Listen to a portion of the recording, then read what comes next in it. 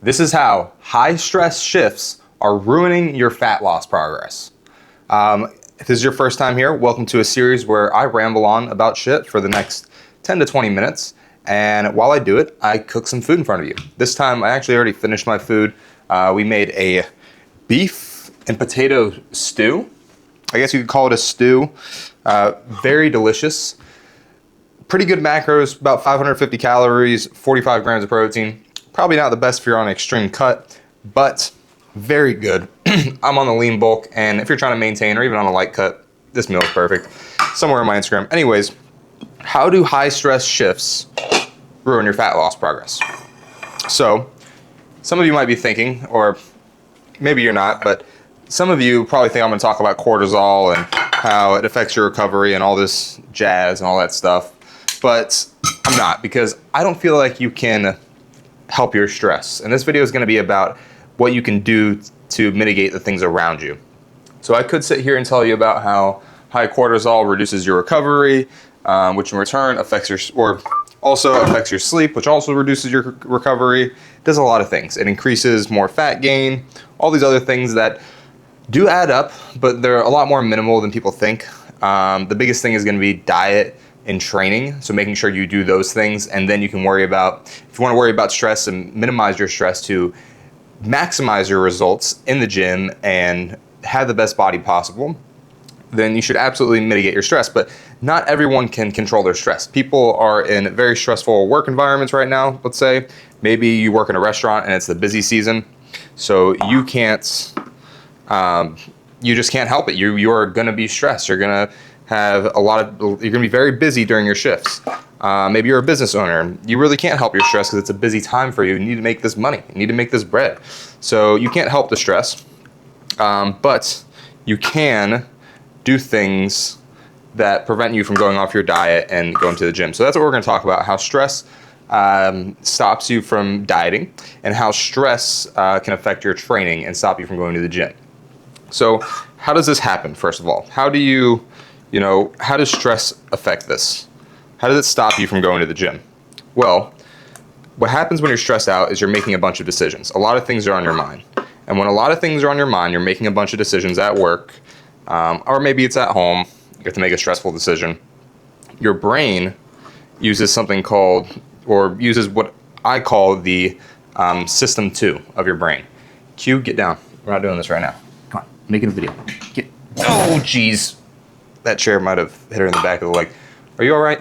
Hold on. Cut. Give me one. You were trying to get my food. What was I supposed to do? What? All right. My cat is okay. Back to what I was talking about. So what happens is, let's talk about this. We'll talk about the 2-system theory. You have system 1 of your brain, which is the the fast thinker, the automatic thinker. This part of your brain is going to be the one that solves easy problems like 2 + 2, or drives you to work, or drives you home from work, or whatever it is. And then you have system 2, which is the slower thinker, the more rational thinker. They call it the rational writer.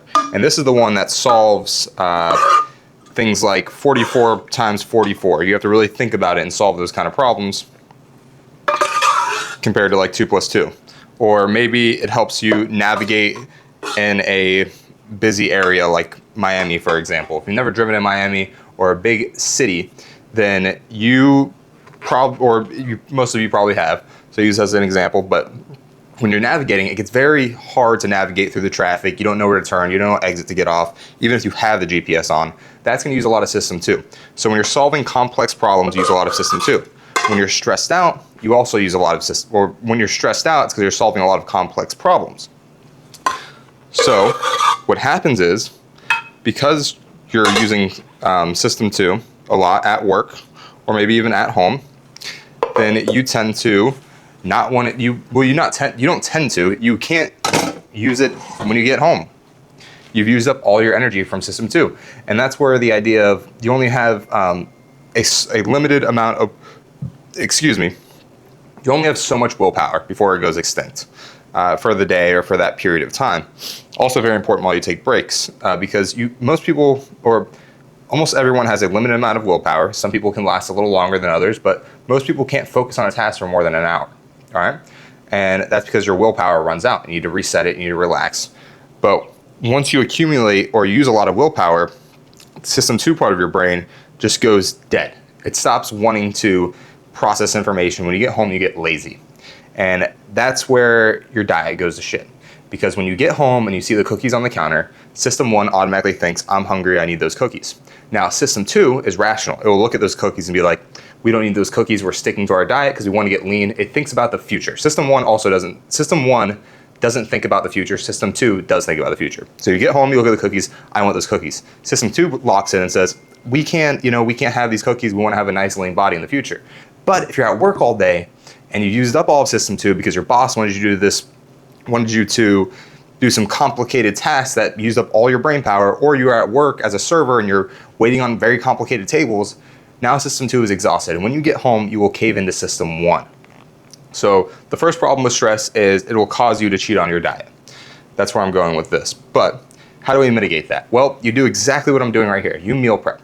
So when you get home and you see those cookies on the counter, or maybe the cookies aren't even on the counter anymore because you learned from me that you should never have food on the counter. You could put apples and fruits and things like that and vegetables on the counter, which isn't bad, but even those you should keep off the counter if you're just starting off your diet. So again, you don't eat unnecessary food. Anyways, that's off the counter. Now you look in the fridge and you see the cookies or you see that pizza from last night and you're like, damn, should I whip up the chicken breast and rice that's not cooked yet and cook that, or should I just eat that pizza from leftover? Like, system 1's immediately going to go for that pizza, and system 2 is not going to be able to grab that pizza, or system 2 is not going to be able to process, not going to be able to tell system 1, we need to, make this chicken, make this rice right now for the next 30 minutes so we have something to eat because we're thinking about the future. No, that's not going to happen. But let's say you don't have that pizza in the fridge because you made sure it's out of sight, out of mind. Maybe you use a separate fridge from your roommates or whatever it is, and you have this beautiful meal prep in there. Now system 1 doesn't have any options but, oh, this is ready to eat food. It's easy. It tastes pretty good. Like, honestly tastes amazing is what system 1 thinks about in my head. And I'm just going to go for this meal prep because you have it ready to go. But when you come home and you don't have food cooked, better yet, if you're at the restaurant and you don't have food cooked and there's a bunch of food surrounded by you, then you're going to cave into system 1. But when you have this ready, system 1 is locked in, ready to go and eating healthy because it has no other option. So first step is if you are in a stressful period of your life, stressful work environment, I highly recommend you to meal prep because you won't have the willpower to meal prep when you get home. That is something that develops later throughout life. That's something that after a couple of years and you've had a acquired taste and you've mastered cooking skills, not mastered cooking skills, but you're good at cooking, then it's easy for system 1 because it's not a complicated task. That's another thing. Never cook something new when you know you're going to be fatigued. Never cook after going grocery shopping because grocery shopping is such a stressful task. Like, it's not, people think grocery shop is easy. I promise to God, it is. I mean, anybody that's been grocery shopping knows it takes a lot of mental fatigue out of you. Unless you're buying the same things every week, when you're searching for something new in the grocery store, it is a pain in the butt. No matter how good those workers are there, it's not easy. Anyways, first thing you need to do, make sure you meal prep so you're ready for a stressful period of your time or period of life, whatever it is. You're ready after a stressful day of work. Next one, going to the gym.